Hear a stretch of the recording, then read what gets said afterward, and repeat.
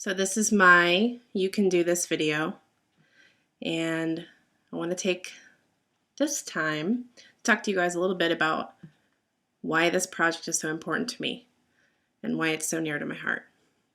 When I say that people can struggle with diabetes, that can mean a lot of things.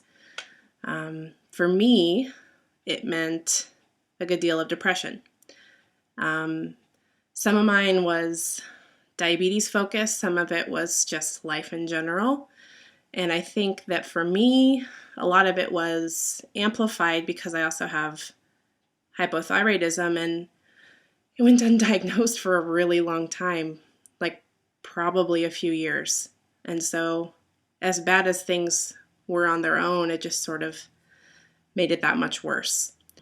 It was a tough few years, those first few years of college for me, kind of those late teens, early 20s, because, I was out on my own, away from my parents and my family, going to school in another state. I did know a few people at school, but, that support system of knowing what you go through every day with diabetes and all the things that are expected of you, and to have all of those responsibilities and feelings and expectations placed on you and solely on your shoulders, especially when you don't feel you're ready for it.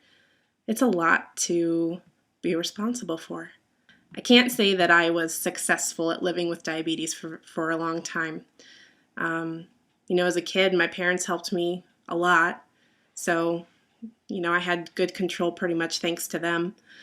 And I got to college and it just all went to crap.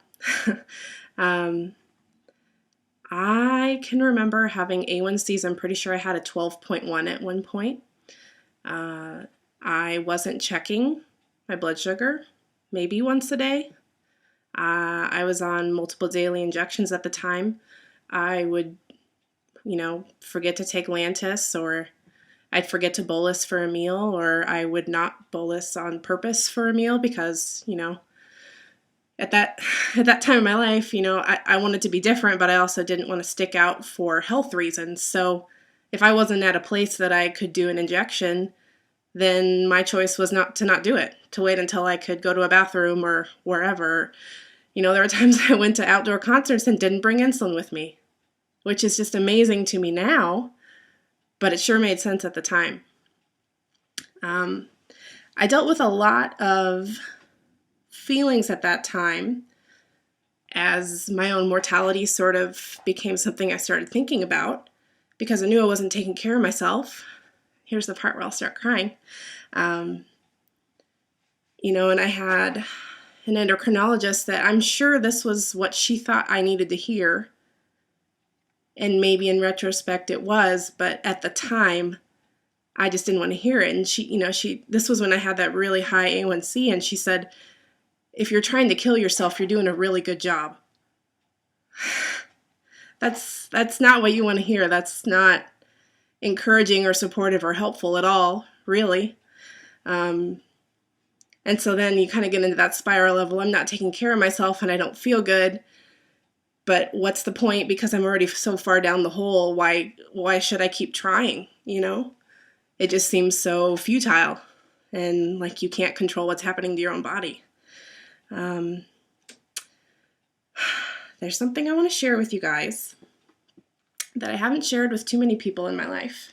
When I was in college, I would always carry a journal around with me because that was my way of expressing myself. I didn't have this great diabetes online community that I have now to talk through my emotions and, get it out of my head and kind of get feedback from people or advice. So anything I was feeling, I would write it out or I would draw it.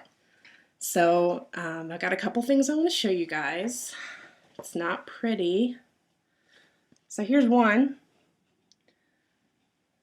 Apparently that's me because that's what I looked like at the time. And there's just like pages of this stuff. And then there's this guy. This was the deepest, darkest journal that I held, that I wrote in. And this is where anything would fly. So I would fill up pages, just writing the same phrase, the same words, over and over because that's what I heard in my head. That's what those evil diabetes voices were telling me, that, you know, I wasn't going down the right path, but I didn't know how to go down the right path. So what was the point of trying, right? Same thing. Just like pages and pages of all the same phrase. And I just lost my bookmark. There's something I wanted to read you guys. And keep in mind, this stuff is not reflective of how I feel now, but it sure was reflective of how I felt then. And you can see these books are falling apart, so I'll do my best to read this. People always try to untie my hands, but it only pulls the ropes tighter.